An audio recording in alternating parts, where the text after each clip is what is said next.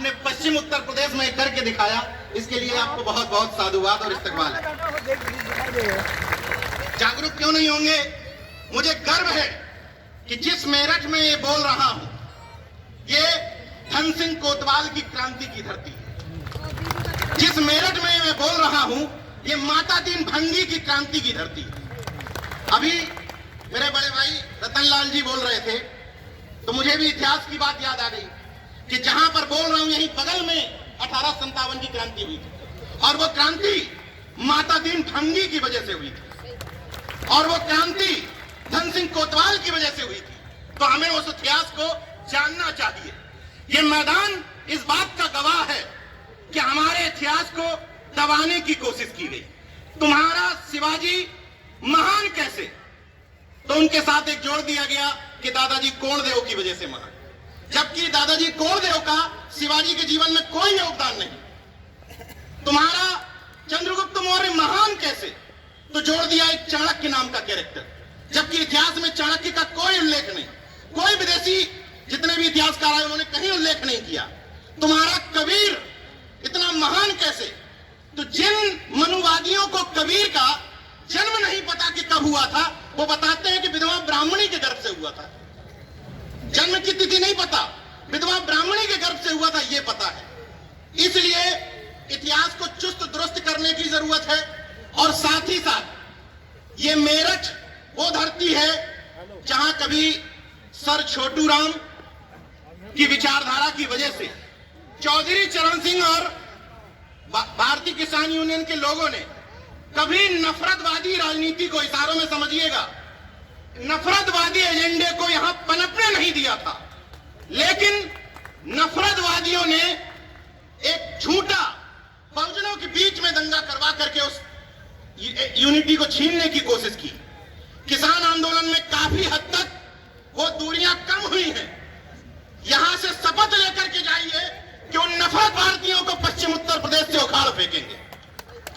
इतना तो कम से कम कर सकते हैं। ये बात बिल्कुल सही है कि हम लोग इन मंचों से ये नहीं तय कर सकते कि किसकी सरकार बनेगी किसकी नहीं बनेगी, लेकिन इन मंचों से ये तो तय कर सकते हैं कि हमारे मुद्दों के आधार पर बनेगी, हमारी विचारधारा के आधार पर बनेगी। हम पार्टियां तय नहीं करते, लेकिन यह तो तय कर सकते हैं कि संसद में जाने वाला व्यक्ति अंबेडकरवादी होगा, संसद में पहुंचने वाला व्यक्ति संविधानवादी होगा। यह तो तय किया जा सकता है। अब छोटे छोटे अनुरोध कर लेता हूं क्योंकि समय बहुत कम है। छोटे छोटे अनुरोधों के साथ बात खत्म करूंगा। कोई बात नहीं करूंगा ये परिवर्तन वो परिवर्तन, यहां क्रांति कर दो। छोटे छोटे अनुरोध करता हूं आप बहुजन समाज के लोगों से। बहुजन यूनिटी एक विषय है। ये जितने भी कार्यक्रम हो रहे हैं, मुझे इनके पीछे पृष्ठभूमि में वजह लगती है बहुजन एकता। तो मैं इसी बहुजन एकता पर बात करूंगा कि आएगी कैसे। अगर इन मंचों से इस बात को इस तौर पर समझिएगा कि एक बहुजन बोल रहा है, अगर किसी और दिशा में ले गए तो फिर आप आलोचना करते रहेंगे। अगर बहुजन एकता हम चाहते हैं तो जो चाहते हैं उनके लिए बता रहा हूं ये फॉर्मूला कि अगर बहुजन एकता हम चाहते हैं तो हमें इन मंचों पर शिवदयाल चौरसिया को भी याद करना पड़ेगा, हमें इन मंचों पर संतराम बी प्रजापति को भी याद करना पड़ेगा, हमें इन मंचों पर कर्पूरी ठाकुर को भी याद करना पड़ेगा। और अगर बाबा साहब को इसलिए याद कर रहे हैं कि उन्होंने 22 प्रतिज्ञाएं दिलवाई थी, तो सम्राट अशोक का कोई योगदान नहीं था क्या? क्यों हमारे नारों में सम्राट अशोक नहीं आते हैं? इस बात को बड़े दिल करके सोचिएगा। जिस तरीके से किसी भी जाति का व्यक्ति मंच पे तलाशता है चुनाव के समय कि हमारी जाति का नेता कहां बैठा है, टॉर्च लगा के ढूंढता है, उसी तरह आपके नारों में बहुजन समाज तलाशता है कि हमारी हिस्सेदारी नारों में है या नहीं। अफसोस कि नहीं है। उस हिस्सेदारी को अपने नारों में लाना पड़ेगा। ये बताना पड़ेगा कि पेरियार ललई बौद्ध बने थे और हमारे पूर्वज थे। ये बताना पड़ेगा। ये बताना पड़ेगा कि ये मेरठ महाराज सिंह भारती की धरती है, जो यहां से सांसद भी रहे, एमएलसी भी रहे और अर्जक संघ के संस्थापकों में से एक थे। ये बताना पड़ेगा कि महाराज सिंह भारती जाट समाज से आने वाले वो सांसद थे जिन्होंने सदन में आज तक किसी सांसद ने नहीं बोला है। ये बड़ा दिल करके बताना पड़ेगा। महाराज सिंह भारती ने सदन में बोला था कि मेरे मरने के बाद इस सदन में मौन न रखा जाए, क्योंकि मैं आत्मा परमात्मा में भरोसा नहीं रखता।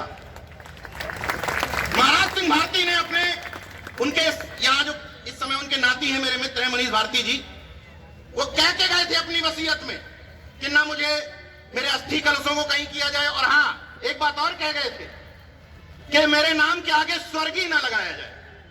ये जो डुअल माइंडसेट एजेंडा है ना, कि बुद्ध भी रखे रहेंगे सजाने के लिए कि हम बौद्धिस्ट हो गए हैं और बगल में देवी देवता भी चलते रहेंगे, तो ये जो पॉपुलर पॉलिटिक्स वाला एजेंडा है इसको खत्म कर दीजिए। मैं उनसे कहने नहीं जा रहा जो पाखंडी है, उनसे मुझे कोई दिक्कत नहीं है, लेकिन जो ये कह रहे हैं कि हम पाखंडी नहीं है, वो तो कम से कम हाथों से आइडेंटिटी कार्ड काट दो। तो कह रहे हैं कि हम नहीं है, मैं किसी के खिलाफ नहीं बोल रहा हूं, तुम खुद कहने आए हो कि हम बहुजन हैं। अगर बहुजन हो, अगर बाबा साहब के अनुयायी हो, अगर सम्राट अशोक के अनुयायी हो, तो गले से और हाथों से आइडेंटिटी कार्ड खत्म कर दो। इतना तो किया जा सकता है। और बहुजन एजेंडे के तहत जब मंच से भाषण देने आओ, तो तुम्हारे भाषण के 10 मिनट में कोई ये ना समझ पाए कि किस जाति का है। सबसे महत्वपूर्ण बात बता रहा हूं, होता यह है कि अगर मैं मंच से 10 मिनट में 5 बार संत गाड़ेगा का नाम ले रहा हूं, तो क्लियर हो जाता है कि ये है। ये नहीं होने देना है। और 35 मिनट में 30 मिनट बाबा साहब को रटोगे, बहुजन यूनिटी नहीं आएगी। 35 मिनट में 30 मिनट इन सबको बताना पड़ेगा, सबको, क्योंकि इस देश को बनाने में, इस समाज को बनाने में सबका योगदान है। समझो भैया, कब समझोगे ये बात कि हमें बड़ा दिल करके बहुजन एकता बनानी है। ये समझना पड़ेगा कि अपने घरों में क्रॉस करना पड़ेगा कनेक्शन। घर के सामने घुसे और पहली तस्वीर देखते हुए क्लियर हो गया कर्पूरी ठाकुर छनाई समाज का घर होगा। ये चेंज करना पड़ेगा। अगर अपने अपने घरों में अपनी अपनी जाति का महापुरुष रखे हो, तो इस कार्यक्रमों में आने से कोई फायदा नहीं होगा। बदल दो, 5-6 महापुरुष टांग लो।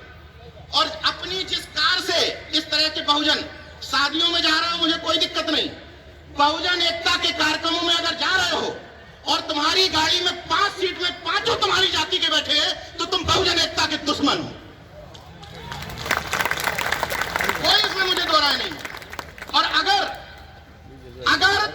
तुम्हारी भावनाएं तब जागरूक होती हैं कि आज मेरे महापुरुष, मेरी जाति के महापुरुष की जयंती है, तब मेरी भुजाएं फड़फड़ाने लगी कि अरे कहीं जयंती नहीं बन रही, तो तुम बहुजन एकता के दुश्मन हो। समय के साथ बदलना पड़ेगा। जो पहले फेज का जागरूक है, पहले फेज का, मान लिया कि जाति के नाम पे तुम जागरूक हुए हो, लेकिन कब तक?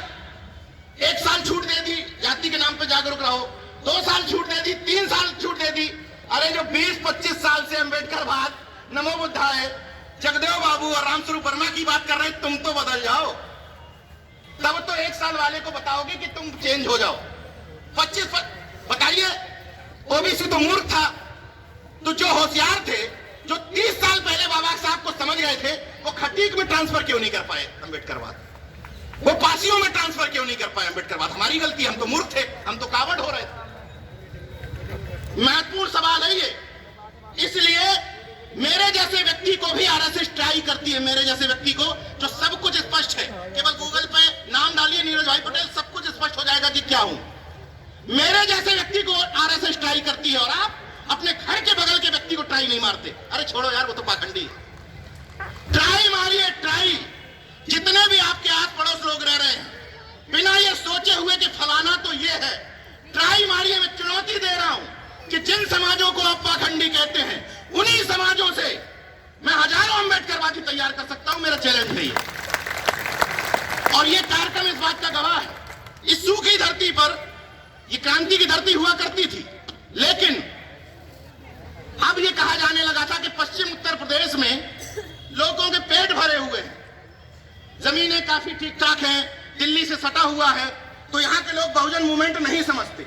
सोचिए कि एक व्यक्ति अभी कुछ दिन पहले लखनऊ में कार्यक्रम करने के बाद 3 महीने से यहीं डेरा डाल दिया, तो भंते सुमित रतन जैसा एक व्यक्ति सीमित संसाधनों के साथ इतना बड़ा आयोजन कर सकता है, तो आप तो यहीं के हो, आप क्या नहीं कर सकते? तो भंते जी को अगली बार, अभी आप दूसरे जगह का व्यक्ति आपको बुलाया, आइए हम कार्यक्रम करेंगे आपके पूर्वजों पर। अगली बार आप कार्यक्रम करिएगा और इनको बुलाइए कि आइए हम कार्यक्रम कर रहे हैं और आपको इसमें, तब इन कार्यक्रमों की सार्थकता होगी। और एक अंतिम बात के साथ बात खत्म कर दूंगा, क्योंकि बहुत सीनियर लोग बैठे हुए हैं। एक और समस्या है सामाजिक संगठनों के साथ हम ही हैं। मेरा अनुरोध यह है कि जितने भी सामाजिक संगठन के पुरोधा है वो ये सोचे कि हम भी हैं। बहुत सारे लोग देश में अच्छा काम कर रहे हैं, बहुत सारे लोग, बहुत लोग मंच पर अच्छे वक्ता हैं, बहुत सारे लोगों के पास अपनी अपनी फिलॉसफी है। उस फिलॉसफी में हम भी एक हैं। कोई मृत्यु भोज पे काम कर रहा है, ओके, वेरी गुड। कोई सामाजिक परिवर्तन के काम कर रहा है, कोई बुद्धिज्म पे काम कर रहा है, कोई अंबेडकर बात पे काम कर रहा है, कोई अर्जक बात पे काम कर रहा है। हमें एक बात समझनी है कि जब सामंती और मनुवादी आपस में खूब लड़ते हैं, लेकिन जब उनको आपके अधिकार छीनने होते हैं बहुजनों के और ओबीसी एससी के, तब एक हो जाते हैं। तो मैं आपसे ये अनुरोध करने आया हूं कि आपस में खूब झगड़ा कर लो, नाली का, खड़ंजा का, सब खूब झगड़ा कर लो, लेकिन जब मन सजा हो जातिवार जनगणना को लेकर, जब मन सजा हो प्रमोशन में रिजर्वेशन को लेकर, जब मन सजा हो स्कूलों के लिए, विद्यालय के लिए, आरक्षण के लिए, तो भले ही तुम्हारा विरोधी कार्यक्रम कर रहा हो, चुपचाप जाकर के बैठ जाओ, मुद्दे पर बैठ जाओ, मुद्दे पर सपोर्ट कर दो, बाकी फिर लड़ लो। कह दो भाई तुम्हारे यहाँ खाना खाने नहीं आएंगे, इतना बड़ा दिल हम नहीं दिखा सकते, जो प्रैक्टिकल बात कर रहा हूं। लेकिन जब मुद्दों की बात आ जाए तो उस भीड़ में बढ़ाने में शामिल हो जाओ। और सामने वाला कहे भाई जय मूल निवासी, कोई तकलीफ नहीं, जय मूल निवासी, नमो बुद्धाय, नमो बुद्धाय, जय भीम, जय भीम, जय फातिमा, जय फातिमा। क्या दिक्कत है कि सामने वाला क्या कर रहा है? कोई जरूरी है कि हमारा संगठन, हमारा बैनर, हमारा नारा तभी देश बाबा साहब का या बुद्धिस्ट देश बनेगा? एजेंडा ये होना चाहिए कि तुम कुछ भी सामने से बोलोगे जो हमारी बहुजन एकता में शरीक होगा, हम वो इस तरफ से बोल देंगे। बस नफरत वाला, भ्रुकुटी तान करके दूसरे को चढ़ाने वाला, सांप्रदायिक ताकत को बढ़ाने वाला जय जय श्री राम नहीं करेंगे। इतना तो तय करना पड़ेगा कि हम इस तरफ हैं और इस तरफ नहीं। और इसीलिए राजेंद्र पाल गौतम जी जिस मंच पर हैं, उस मंच पर बगली में बैठे हैं, तो वहां से थोड़ी सी एनर्जी इस तरफ को आ रही थी, तो एक चीज याद आ गई। जैसे 22 प्रतिज्ञाओं की बात हुई, तो मैं सिंपल शब्दों में ये पूछना चाहता हूं कि भारत का संविधान धर्मनिरपेक्षता की बात करता है। उसका मतलब यह है कि किसी को शिवलिंग में भरोसा है, तुम्हारी इच्छा, कोई दिक्कत नहीं हमें। किसी को मस्जिद में भरोसा है, किसी को क्रिश्चियनिटी में भरोसा है, हमें कोई दिक्कत नहीं। किसी को बुद्धिज्म पे भरोसा है। वही भारत का संविधान हमारे जैसे लोगों को यह इजाजत देता है कि इसमें तकलीफ कहां है कि हम कह रहे हैं कि मैं ब्रह्मा विष्णु महेश को ईश्वर नहीं मानता। नहीं मानता तो नहीं मानता यार, जबरदस्ती बनवा लोगे क्या? ये तो हमारे व्यक्तिगत विषय है ना, ये तो हमारा निजी विषय है कि हम नहीं मानते। नहीं मानते तो नहीं मानते। उसी तरीके से अभी एक आया कि वो ताड़न का शब्द बदल दिया, खत्म कर रहा हूं। तो हम सब लोगों को उसी ताड़न का अर्थ जो इन्होंने बताया है, उसी ताड़न का अर्थ हम लोगों को भी लागू करते हुए कहना है कि सामंती, मनुवादी और चुटियाधारी ये सब ताड़न के अधिकारी नहीं। ताड़न का अर्थ क्या है? तो बस हम शिक्षा की बात कर रहे हैं, संवैधानिक लोग, हम लोग संवैधानिक लोग हैं, तो हम लोग शिक्षा की ही बात कर रहे हैं। तो शिक्षा देना जरूरी है कि नहीं? तुम हमको क्यों दोगे? तुम हमसे बदले में भी लो। इन्हीं शब्दों के साथ बात खत्म करता हूं। नाक छोटी कर लीजिए, दिल बड़ा कर लीजिए, मुद्दों पर एकजुट हो जाइए, यूनिटी को बढ़ाने के लिए क्रॉस सेलेक्शन करिए, अंतरजातीय विवाह करिए। जिस तरीके से शिवाजी की मां जीजाबाई और उनके पिता शाहजी भोसले का अंतरजातीय विवाह हुआ था, तो शिवाजी जैसी संतान पैदा हुई थी। तो अगर अंतरजातीय विवाह करोगे, बहुजन एकता बनेगी और परम प्रतापी संतान भी जन्म लेगी। अपनी अंतिम शब्दों के साथ बात खत्म करूंगा। बंते जी के शब्द चुराते हुए उनके मुंह से बोल देता, अपने मुंह से बोल रहा हूं उनके शब्द, कि अभी तो परिंदे शुमार करना है, फिर हम बताएंगे कि किस किस पे वार करना है। अभी तो परिंदे शुमार करना है, फिर हम बताएंगे कि किस किस पे वार करना है। बड़ा गुरूर है सामंतियों तुझे, मगर हम बुद्धिवादियों को भी जिद है कि दरिया को पार करना है। जय विज्ञान, जय संविधान, नमो बुद्धाय, जय भीम, जय अर्जक, इनकलाब जिंदाबाद, कुल गुलाम जिंदाबाद।